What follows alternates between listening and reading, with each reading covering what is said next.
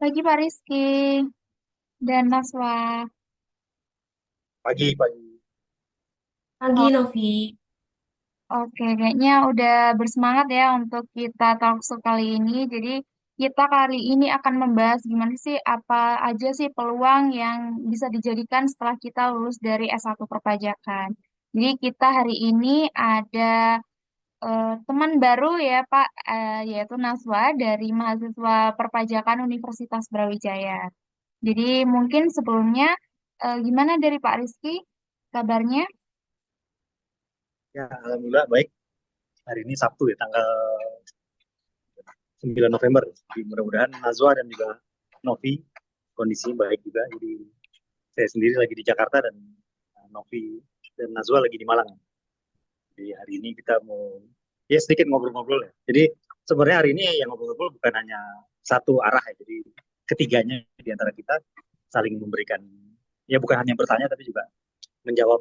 Nanti mungkin dari saya juga akan menanyakan kepada Nazwa dan juga Novi, apalagi topik hari ini kita lebih ke bagi mahasiswa yang saat ini semester 5, semester 7, ataupun yang baru masuk pun ya, itu kan kadang harus berpikir nanti setelah lulus mau kemana ya jenjang pilihan karirnya, terutama spesialisasi ataupun jurusan yang kita bahas hari ini jurusan perpajakan. Dan dari dua mahasiswa yang saat ini bergabung ya di komunikasi ini kan memang dari jurusan perpajakan S1 di Universitas Brawijaya Malang. Itu saja, Novi. Oke, terima kasih ya Pak Rizky untuk sepatah dua katanya. Mungkin lanjut ya kita ke Naswa dulu. Gimana nih Naswa kabarnya? Alhamdulillah baik kabarnya hari ini. Kalau untuk sekarang aku ngerasa excited banget sih bisa bincang-bincang santai bareng Novi, bareng Pak Rizky juga. Udah siap ya Naswa untuk agenda kita kali ini? Siap banget Novi. Oke, kita langsung aja nih ya Pak, terjun ke topik kita hari ini. Jadi untuk seberapa, kalau menurut Pak Rizky nih, seberapa penting sih Pak sertifikasi setelah kita lulus dari S1 perpajakan kayak sertifikasi misalnya kayak Privat A atau Privat B atau lain sebagainya gitu Pak. Jadi memang kita tahu bagi mahasiswa kan kalau nanti setelah lulus fresh graduate itu kan pilihannya kan mau jadi karyawan atau bisa juga membuka usaha, kegiatan usaha. Jadi ada dua pilihan, menjadi karyawan ataupun menjadi pengusaha gitu, membuka usaha. Dan karyawan sendiri pilihannya bisa di swasta, bisa juga di pemerintahan, ya pegawai negeri ataupun di badan usaha milik negara dan segala macam bentuk. Ya. Jadi tentunya itu pilihan-pilihan bagi mahasiswa ya. Dan untuk perpajakan sendiri salah satu sertifikat yang dibutuhkan kan salah satu sertifikat konsultan pajak. Jadi memang ya sebenarnya saat ini juga sedang dibuka ya. Kemarin sih minggu lalu untuk ujian sertifikasi konsultan pajak. Nah itu kan merupakan salah satu prasyarat ya untuk mendapatkan izin praktek konsultan pajak. Jadi konsultan pajak untuk mendapatkan izin praktek harus lulus dari ujian sertifikasi. Dan yang lain sebagainya artinya sertifikat sertifikat khusus dan keahlian itu merupakan penunjang ya bagi lulusan perguruan tinggi. Jadi selain akademis kita nilainya mungkin bagus ya, tapi di sisi lain kita juga punya keahlian ataupun mengikuti pelatihan-pelatihan tambahan di bidang perpajakan, di bidang akuntansi, di bidang bahasa ya, di bidang komunikasi ya. Jadi sehingga setelah nanti kita lulus dan kita menjadi calon karyawan ataupun pencari kerja itu tentu memiliki nilai lebih yang lebih dibanding yang tidak ada ikut pelatihan-pelatihan tambahan selain nilai akademis. Itu paling pengantarnya di situ. Oke, jadi menurut Bapak berarti sangat penting ya itu menjadi bekal sebelum kita lanjut ke pencari kerja yang selanjutnya atau terjun ke lapangan secara langsung gitu ya Pak ya. Ya, ya untuk pengalaman dan menambah ini apa menambah skill yang dimiliki oleh pencari kerja kan itu menjadi sesuatu yang penting. Oke, Pak, menurut saya nih kan ada tuh beberapa anak yang prodi atau jurusannya itu tidak sinkron dengan pekerjaan yang, halo, suara saya masuk nggak ya? Ya, masih kedengaran. Oh, oke, berarti mulai. Maaf ya, Pak, saya ulang. Jadi, beberapa mahasiswa tuh ada Pak, misalnya dari hukum atau dari ekonomi yang lebihnya ke jurus gitu, apa ya, jurusannya tuh lebih ke bisnis gitu Pak. Mereka itu biasanya ingin kayak lebih ke konsultan pajak, accounting kayak gitu-gitu. Nah, mereka itu juga perlu nggak sih Pak ambil yang basic-basic sertifikasi yang gitu-gitu itu?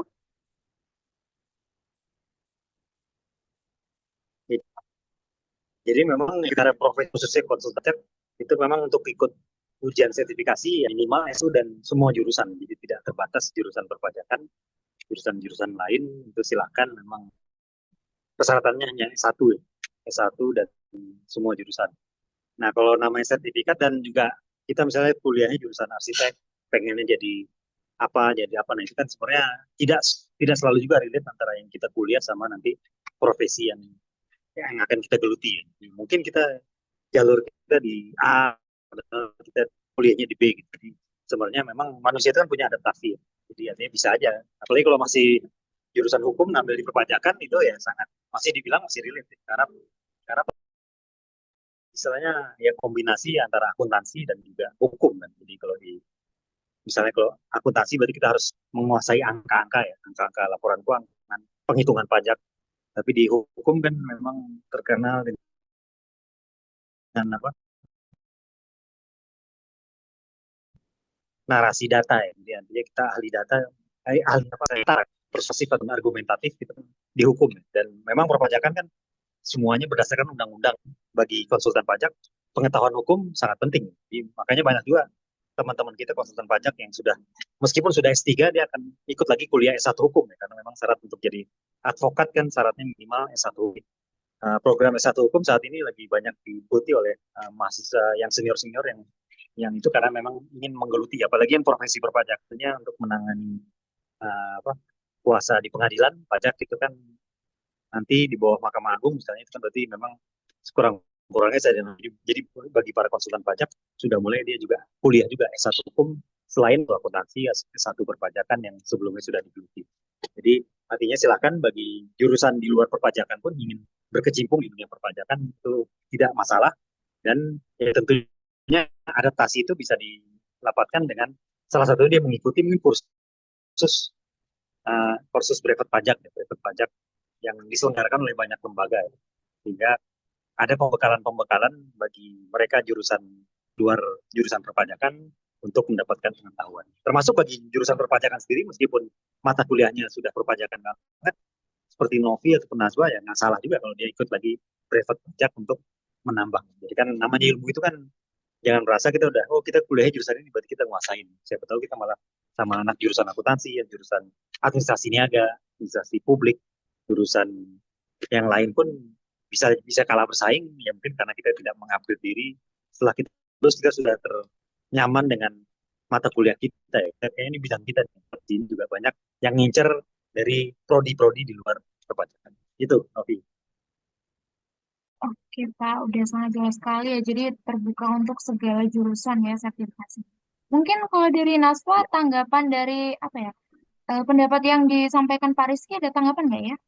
Kalau mau yang ditanyain langsung aja nggak apa-apa.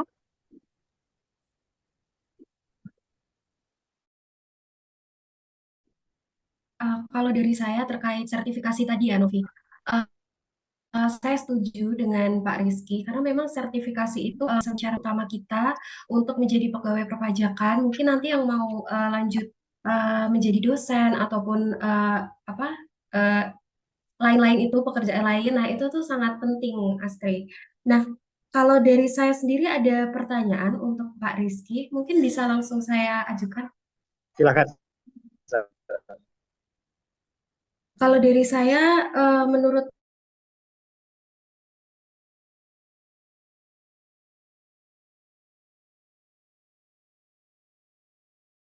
Pak Rizky sendiri, mahasiswa baru atau fresh graduate di bidang perpajakan.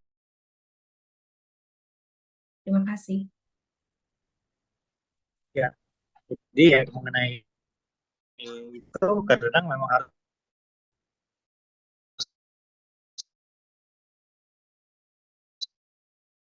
pasti sebabnya kalau surat dokter tuh pasti resepnya bisa berbeda. Jadi misalnya tergantung dari ya kan orang macam-macam apa dia mungkin lebih orang tuanya minta ke pegawai negeri misalnya, ataupun orang tuanya di swasta, ataupun itu kan itu kembali circle terdekat kita ya, orang tua. Nah, kalau orang tua kita ini, tapi sebenarnya orang tua itu juga harus kita ajak demokrasi, kita sampaikan, oh ini kita nggak mau pegawai negeri gara-gara ini, kita mau ini swasta, dan mudah-mudahan pengertian tadi bisa diterima oleh kedua orang tua kita. Nah, bagi jurusan perpajakan khususnya memang profesi perpajakan yang terbuka, ya tadi ya bisa jadi karyawan di corporate ataupun di kantor konsultan pajak sebagai karyawan juga, ataupun bisa ya dibuka usaha. Tapi memang bagi fresh graduate kadang kan yang dicari langkah pertama dia cari itu lebih baik karena kecenderungan kalau di kantor konsultan atau di kantor akuntan publik juga bisa, atau di kantor-kantor konsultan manajemen, konsultan bisnis, itu biasanya lebih banyak mendapatkan ilmunya di awal-awal setelah lulus, dan dapat ilmunya itu kan mulai dari hulu ke hilir ya. Tapi kalau kita kerja di perusahaan kan cenderung kita nanganin hanya perpajakan ya perpajakan gitu. Tapi kalau yang di konsultan ada bidang usaha perbankan, bidang usaha yang jadi cukup variasi. Jadi sekurang-kurangnya mungkin bisa 2 tahun di salah satu kantor konsultan pajak, minimal setahun lah ya, untuk cari pengalaman pertama setelah lulus. Terus ya pada saat setelah masuk pertama kali ya lebih bagus totalitas ya. Ya jangan pulang tenggo, tapi memang kita coba ikuti, dan ya sekarang memang zaman pekerjaan sudah bisa dikerjakan di mana saja juga ya. Jadi artinya selain di kantor, di luar-luar pun di ruang-ruang publik kita bisa terus belajar gitu. Jadi karena sebenarnya kerja itu kan juga bagian dari belajar. Jadi bagi mahasiswa yang baru lulus, ya kesempatan tahun pertama dimanfaatkan. Ya mudah-mudahan dia mendapatkan juga lingkungan kerja yang mendukung ya. Jadi baik dari atasannya maupun teman sekerjanya mendukung, sehingga ya di tahun-tahun berikutnya akan lebih ringan kalau di tahun-tahun pertama dia sudah mendapatkan mentor ataupun ya mendapatkan pengetahuan yang banyak. Di samping itu juga sebelum lulus kan bisa ada program magang, magang ataupun kampus merdeka, itu juga sebaiknya dimanfaatkan, sehingga saat nanti benar-benar lulus itu jangan mulai dari nol, tapi udah mulai dari angka 4 atau 5 lebih ya. Karena kalau kita anggap berlulus kita mulai dari nol kan akan ketinggalan sama orang yang ya karena udah duluan nih, udah pernah magang, udah pengalaman di dunia kerja. Sesungguhnya dia lebih lebih mudahnya diadaptasi juga. Nah, harus dipercepat, apa diperdalam ilmu bagaimana itu Naswa. Oh, baik, terima kasih Pak Rizky atas penjelasannya. Mungkin saya juga ada satu pertanyaan lagi Pak. Karena Bapak sebagai Mungkin advisor, sebelum ya, ya silakan silakan. Ntar gantian kita tanya. Iya ya, Naswa dulu. baik Pak. Silakan. Pak Rizky, apa ada tantangan yang dihadapi oleh seorang profesional perpajakan di Indonesia saat ini? Dan menurut Pak Rizky, bagaimana cara menghadapi tantangan tersebut, Pak? Ya sebenarnya tantangan ya saat kuliah pun pasti banyak ya. Tantangan Naswa sendiri, Novi, tantangan mungkin dapat nilai kurang bagus ataupun tugasnya banyak ataupun waktu terbatas ataupun tiba-tiba kondisi kesehatan kurang maksimal sehingga tidak bisa. Tantangan kadang-kadang itu bagian dari apa, cara untuk ya, supaya lebih tangguh. Jadi, termasuk di dunia pekerjaan khususnya bagi fokus kita lebih ke yang baru-baru ya. Jadi yang tersebut jadi artinya tantangan tadi yang salah satu mungkin yang sesuai dengan harapan kita pengennya temannya gini, tapi ternyata di dunia kerja kondisinya berbeda. Ada yang ya satu frekuensi untuk kita. Jadi hal-hal tadi yang perlu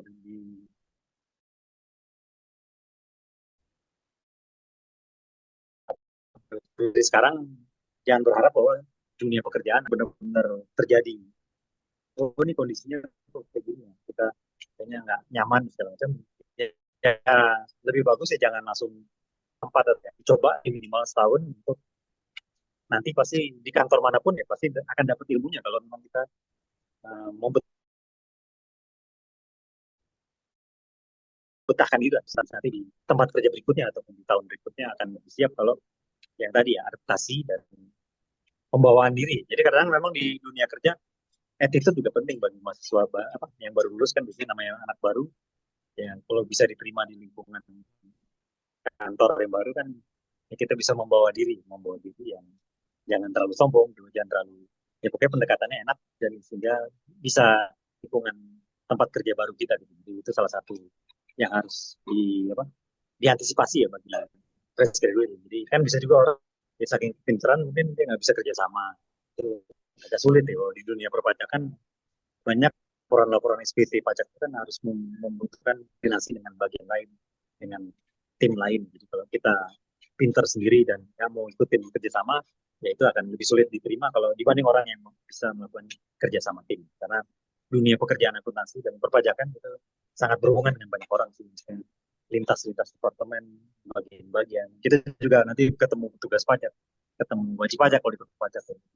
Karakter wajib pajak kan bervariasi. Ada yang galak, ada juga yang ini, ada yang segala macam. Itu juga. Jadi kalau kita sudah terbiasa dengan bahasa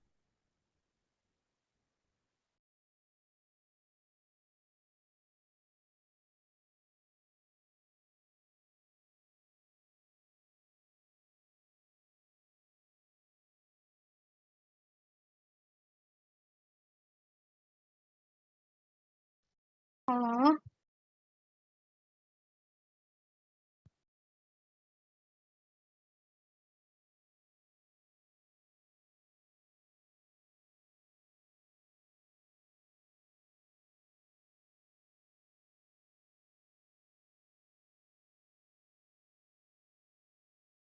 di perkuliahan. Meskipun kadang kita apa, ya harus diupdate. Kita juga sebagai dosen kadang pas mengajar mungkin silabusnya ini, tapi ya kita tambahkan dengan materi yang baru-baru keluar hari ini. Jadi mahasiswanya merasa memang ada ilmu-ilmu baru yang keluar untuk dunia perpajakan. Baik, Pak. Mungkin memang kalau dari saya sendiri terkadang bingung nih Pak. Kalau dulu saya pernah jadi relawan pajak Pak. Alhamdulillah berkesempatan menjadi relawan pajak. Di situ saya menemukan banyak sekali karakter yang berbeda ya Pak. Terkadang tuh memang ada apa namanya wajib pajak yang agak sulit gitu untuk diberikan masukan gitu. Karena memang ada kadang tuh kurang bayar yang eh, mereka merasa bahwa saya sudah membayar pajak tapi kok kurang bayarnya segini. Itu bagaimana ya Pak menurut Pak Rizky? Karena kadang saya agak susahnya di situ. Ya, ya memang ya kita lihat kan pembayaran pajak pasti kan sesuatu yang pengorbanan bagi si pembayar. Jadi apalagi yang bayar tidak mendapatkan imbalan secara langsung. Secara teori kan memang perpajakan kan sesuatu yang tidak disenangi oleh siapapun, termasuk petugas pajak sendiri kan juga merupakan pegawai wajib pajak juga. Jadi artinya secara personal pasti ya namanya bayar pajak diupayakan yang seminim mungkin. Ya kalau bisa nggak bayar ya nggak bayar, ataupun kalau yang paling rendah itu kan manusiawi ya kalau perpajakan. Jadi memang yang namanya perpajakan kan semacam kayak suatu pengorbanan partisipasi ya sifatnya tanpa ada imbalan secara langsung. Jadi penekanan kita sebagai relawan pajak ataupun sebagai pegawai pajak maupun sebagai akademisi perpajakan ya dalam melakukan intinya edukasi perpajakan kepada masyarakat. Karena kan masyarakat harus dikasih pengetahuan, oh kayak gini cara. Jadi kalau tiba-tiba suruh bayar tanpa ada penjelasan kan, gimana nih bayar? Jadi kita sebagai mahasiswa akademisi yang memberikan, oh ini kayak gini loh ceritanya. Jadi memang harus semacam apa? Kita sampaikan kronologis ini dari mana sehingga si masyarakat akan tercerahkan. Jadi intinya bagi relawan pajak kan fungsinya adalah melakukan juga apa? Semacam penyuluhan. Jadi kepanjangan tangan dari otoritas pajak, penyuluhan dan dilanjutkan dengan tim relawan dari mahasiswa dan juga bagi mahasiswa tadi bagian untuk mencari pengalaman. Oh, berarti di dunia lapangan kerjaan kita ada wajib pajak, ada petugas pajak, ada kuasa itu kan profesi ataupun yang memang pihak yang terkait ya di lapangan. Itu ya caranya tadi ya edukasi ya, maka pencerahan. Ini kenapa kok jadi kurang bayar? Ini kurang bayar jadi gak? Dan tentunya kita juga harus bisa menyesuaikan. Pada saat Naswa menyampaikan penjelasan ke misalnya ke dosen sama ke masyarakat umum ya dibedakan kan. Kalau kita nyampaikan ke dosen mungkin dosen yang udah paham kan bahasanya bisa tingkat tinggi, tapi kalau ke masyarakat awam ya kita menggunakan bahasa yang sesuai yang mudah dipahami oleh si user tadi. Jadi kita perlu mengetahui profil kita mau ngobrolnya sama siapa nih. Oh sama anak kecil, jadi pakai bahasa yang anak kecil. Oh sama orang dewasa, sama orang yang sudah pensiun, itu kan stylenya juga beda, cara ngomongnya dan sebagainya. Jadi mau nggak mau sebagai ahli perpajakan juga harus bisa komunikasi ya, skill komunikasi kepada siapa kita ngobrol, kepada orang yang ngerti pajak atau yang sama sekali bingung, ataupun yang usia muda ataupun yang usia dewasa, sehingga bahasanya ya kita sesuaikan dengan profil dari lawan bicara kita. Itu sih. Jadi intinya edukasi, diserahkan kepada si pembayar pajak. Ya, baik. Terima kasih Bapak. Berarti dalam menangani para wajib pajak ini memang skill komunikasi itu sangat dibutuhkan ya Pak. Kita harus bisa memberikan Iya kan, pemahaman, komunikasi. ya, pemahaman yang dengan bahasa yang mudah dipahami tentunya oleh wajib pajak. Jadi Baik. komunikasi dengan petugas, komunikasi dengan wajib pajak, komunikasi dengan masyarakat itu kan biasanya disesuaikan kan. Kita pas ngobrol sama siapa, ngobrol sama kepala KPP, sama kepala Kanwil, sama AR, kan pasti dari segi bahasanya juga beda kan, jadi pendekatannya itu kan, makanya di perpajakan bisa dibilang lengkap juga, dari akuntansi, hukum, komunikasi, ilmu diplomasi juga penting di perpajakan. Jadi dalam rangka kita menyampaikan suatu perhitungan ataupun tanggapan-tanggapan pemeriksaan kan perlu juga diplomasi ya, kita menyampaikan diplomasi kondisi-kondisi yang terjadi di lapangan. Wajib pajak itu ya harus jago komunikasi dan bisa menyampaikan pesan yang baik ya, kepada si pengambil keputusan, sehingga permohonan kita kan bisa dipertimbangkan saat semacam ada sengketa perpajakan misalnya, itu kan sesuatu. Jadi ilmunya bisa dibilang lengkap juga, termasuk ilmu psikologi juga penting bagi perpajakan. Yang kita menghadapi misalnya wajib pajak yang klien lagi kesulitan keuangan, ataupun lagi kondisinya lagi bagus, ataupun lagi sedih, kan harus tahu juga kita, kita ngobrol, kalau kita ngobrol sama orang lagi sedih ya bahasanya gimana, ngobrol sama orang yang lagi happy gimana, itu kan makanya pengetahuan psikologi juga penting juga bagi profesi perpajakan, biar tahu juga karakter lawan bicara kita, sehingga komunikasi kita bisa berhasil kan, kita bisa tahu oh iya orangnya lagi sedih nih, lagi duka, ya udah kita bahasa yang kita pakai ya kita bisa mengesampingkan dulu. Jadi kita harus melihat juga situasi dan kondisi ya pada saat menyampaikan suatu pendapat terkait dengan penyelesaian sengketa misalnya. Oke, Pak. Ini mungkin saya izin bertanya lagi ya, Pak. Terkait apa ya? Kurun waktu bila dia mulai dari junior ke senior itu biasanya berapa lama sih, Pak? Kalau dari jurusan perpajakan sendiri. Ya kalau karir itu kan memang banyak variabel lain. Jadi, ya mungkin rata-rata ya minimal ya 2 tahun, 2 tahun ya 2 tahun, 3 tahun sih bisa lah. Mesti ada kenaikan. Cuma kalau di kantor-kantor konsultan itu kan kalau 2 tahun ada performan, termasuk bukan di perpajakan aja, di tempat lain juga membutuhkan waktu tadi ya 2 tahun, 2 tahun, 3 tahun bisa naik achievement ke jenjang berikutnya. Rata-rata sih gitu.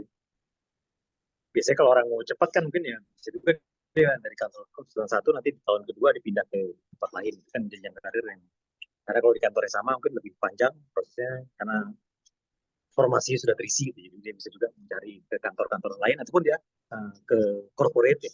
Banyak jalan sih, artinya bisa juga dari konsultan ke corporate, terus balik lagi ke konsultan, itu bagian dari um, apa ya, supaya kita, tapi yang pasti di tempat satu itu ya jangan terlalu cepat, dan ya juga mungkin juga jangan terlalu lama. Tapi kalau memang kita sudah nyaman ya cenderung kan biasanya kalau kita mau naik karir itu pindah ke tempat salah tempat lainnya, misalnya melewati 3 tahun 4 tahun, itu kurang lebih yang berdasarkan pengalaman.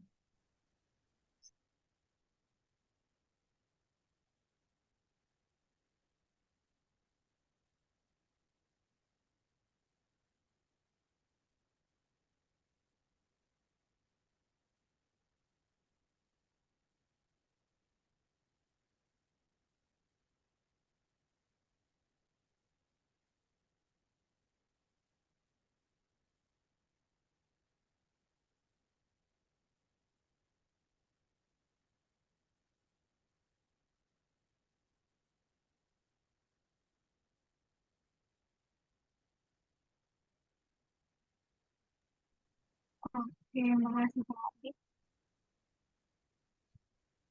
Pak, mungkin ini untuk durasinya akan segera habis 10 menit lagi. Ini mau pindah di Zoom sebelah atau gimana ya, Pak? Ya boleh kali, atau boleh boleh nanti kita lanjut lagi, ini lagi 15 menit lagi, tutup dulu bentar.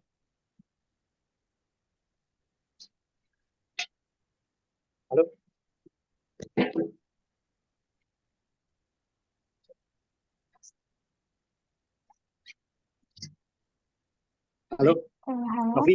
Ya, kita 10 menit lagi ya.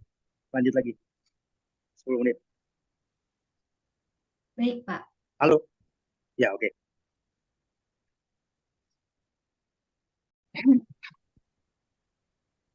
Oke, kita lanjut. Jadi Ya, tadi kan udah berbincang mengenai jangka waktu ya Pak. Jadi yang dari yang junior sampai ke senior juga gitu. Kalau dari Pak Rizky, jenjang apa aja sih Pak yang perlu dilewatin junior ini agar bisa ke level atas gitu? Biasanya di umur 30-an tuh biar dia udah mateng kayak gitu Pak. Strateginya gimana Pak? ya, ya kalau ya tentu dari masing-masing orang kan punya. Maksudnya keberhasilan karir kan juga selain faktor internal ada juga faktor eksternal, termasuk juga ya, lingkungan gitu, yang mendukung si tenaga kerja tadi bisa berkembang. Banyak orang pintar tapi ternyata tidak bisa dikembangkan, ataupun yang kemampuannya sebenarnya biasa aja tapi ternyata bisa berkembang. Jadi kembali lagi ke masing-masing. Ya kalau bicara mengenai strategi, yang pastinya pada saat nanti sudah masuk ke bergabung dimanapun tempatnya, ya harus dimaksimalkan. Jadi arti bagi fresh graduate, ya dimanapun harus penuh hati. Jadi kalau kan orang antara sepenuh hati sama yang setengah hati kelihatan performanya. Jadi kalau meskipun kita merasa oh ini kita kayaknya harusnya bukan di sini, kan yang di tempat A, tapi karena di tempat A nggak terima kita ke tempat B gitu. Jadi merasa tempat kerja ini cuma batu loncatan sementara. Jadi ya dimanapun nanti berada ya di corporate ataupun di konsultan itu ya lebih bagus dikeluarkan potensinya dan terus juga belajar ya. Belajar belajar banyak juga bertanya mungkin ke teman satu apa, satu level ke atasan ataupun yang lebih tinggi lebih senior jadi ya kita bagaimana bisa dekat gitu dengan mentor jadi berarti memang pendekatan yang diharapkan dan ada coaching gitu semacam kepelatihan dari senior kita untuk membantu kita ya, supaya di apa di pegawai ataupun di jajaran pertama yang masih miskin pengalaman tapi kita dikasih kesempatan gitu. Kita harus juga bisa ya komunikasinya bagus komunikasi dengan atasan sehingga pihak atasan juga mau berbagi ya berbagi pengetahuan terkait dengan pekerjaan sehingga kita diharapkan lebih bisa berkembang dan tentu setiap ada penugasan-penugasan ya jangan sekali-kali menolak jadi menerima kita sesuaikan dan kalau memang ada kesulitan ya terus berusaha dan ya nggak apa-apa juga dikomunikasikan jadi artinya memang sesuatu hal perlu dibicarakan kita kurangnya apa dan bagi di kantor konsultan ataupun di kantor manapun bisa ada evaluasi ya jadi kadang kita juga harus melakukan self assessment bukan hanya perpajakan tapi sendiri oh kita kurangnya apa nih kelebihan kita ini tapi kekurangan kita misalnya suka lupa suka kurang teliti suka kurang detail ataupun suka gugup misalnya itu dari setiap kekurangan kita ya kita belajar supaya bisa memperbaiki diri. Jadi artinya yang hari ini kita kurang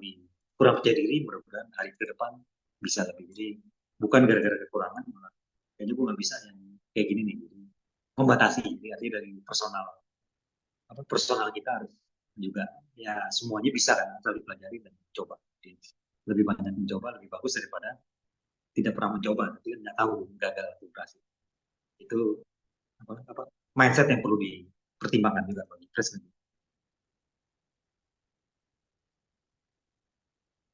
Oke, mungkin lanjut dari Nasla gimana?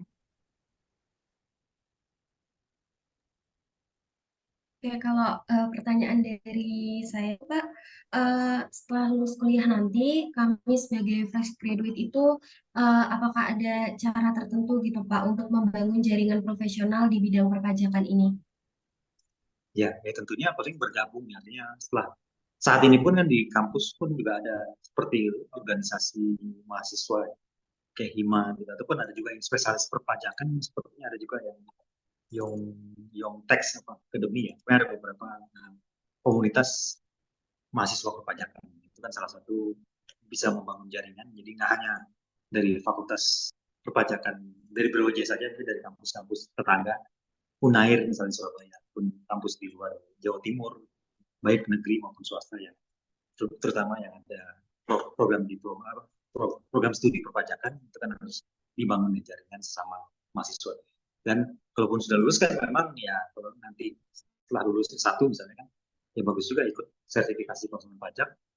Dan nanti kalau lulus kan ya akan bergabung ke asosiasi profesi ya. IKPI, Ikatan Konsumen Pajak Indonesia kan salah satu menjadi anggotanya lulus sertifikasi yang diselenggarakan KP3SKP, lulus, nah itu mendaftarkan diri menjadi anggota IKPI yang sesuai dengan wilayah domisili ya. Kalau memang KTP kita Solo, gitu kan, masuk di cabang Solo, terus juga yang di Malang juga ada. Jadi saat ini kan di IKPI ada 42 cabang.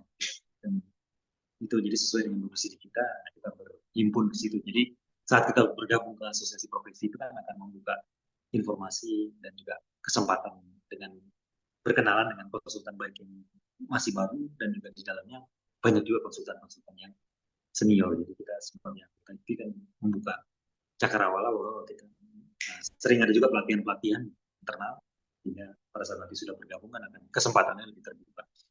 Tapi sekarang pun juga sebelum lulus ya kita bisa bergabung ke komunitas-komunitas khususnya mahasiswa akuntansi. Bisa juga ada grup-grup komunitas akuntansi, perpajakan seharusnya juga ada sih kalau bisa di searching dari yang ya artinya komunitas bisa juga yang lingkup universitas, jadi tidak yang di internal mungkin di Brawijaya sudah ada, tapi jaringan-jaringan di luar kampus Brawijaya, sehingga ya dengan banyak kenalan kan akan membuka kesempatan untuk mendapatkan informasi. Oh, ini ada lowongan kerjaan, ada kebutuhan tenaga perpajakan, akan lebih terbuka dibanding dia pergaulannya terbatas informasi. Sekarang juga selain pertemuan secara fisik, juga sekarang kan komunitas online juga banyak di mungkin di grup-grup Instagram, di grup-grup yang sejenis ya, seperti ya kayak akuntansi, mungkin kayak di Instagram ada tech school misalnya, juga grup-grup perpajakan, ada akunting akunting tribe, ya, pun banyak komunitas-komunitas yang ada akun official Instagramnya, itu bisa di follow, bisa di japri ya, tanya kalau ada kegiatan. Kalau pas kita bisa available lebih bagus ya, kalau ada kegiatan offline lebih bagus, karena kalau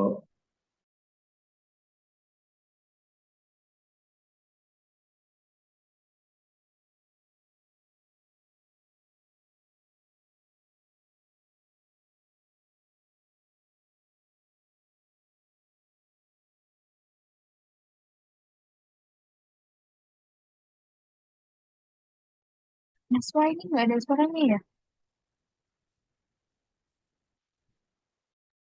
Nggak ada, kayaknya jaringan bapaknya. Waktunya kurang ini ya 9 menit ya.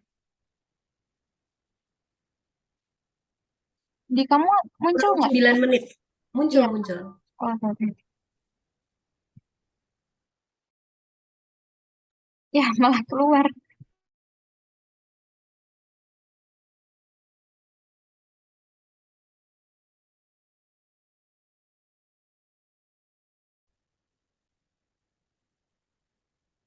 Oke, mungkin cukup dari sini ya teman-teman semuanya untuk Smarta kali ini. Jadi secara kesimpulan, beberapa yang sudah saya kumpulkan tadi.